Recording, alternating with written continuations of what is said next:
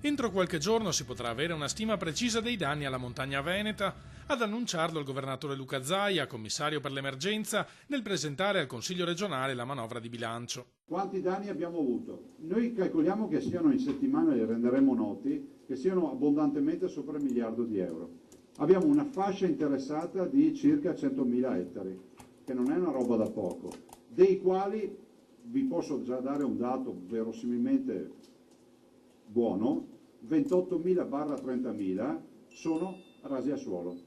Data la vastità dell'area interessata, non è stato semplice realizzare una mappatura esatta di tutte le zone colpite, che ha richiesto particolari condizioni meteo per ottenere delle immagini sufficientemente nitide dai satelliti.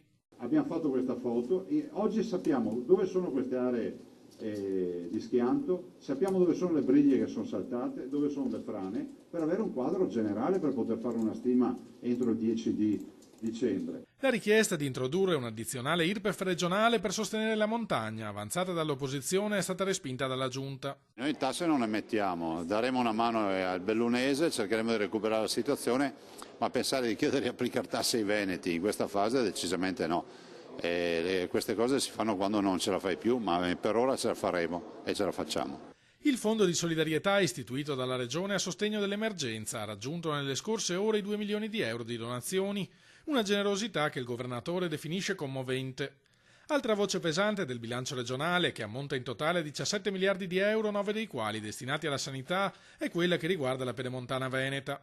Il primo tratto della nuova superstrada, annuncia Zaia, sarà inaugurato a giorni. Qualcuno potrebbe dire: ma lo stai dicendo da un mese, perché non lo apri? Semplicemente perché, come accade in Italia, allora c'è il concessionario che c'è un programma, un software per l'esecuzione dei pedaggi che si rifà a un programma francese. L'AISCAT ne ha un altro e questi non parla tra di loro. Io ho detto che sono stanco di aspettare, per cui se non me l'aprono con il software che dialoga, tirino sulle sbarre, intanto la faremo gratuita e lo facciamo pagare al concessionario a questo punto il pedaggio, perché è impossibile pensare di lasciare 7 km, 8, 10, quelli che sono, di una strada che è già pronta da mesi, e io direi che è il caso di aprirla.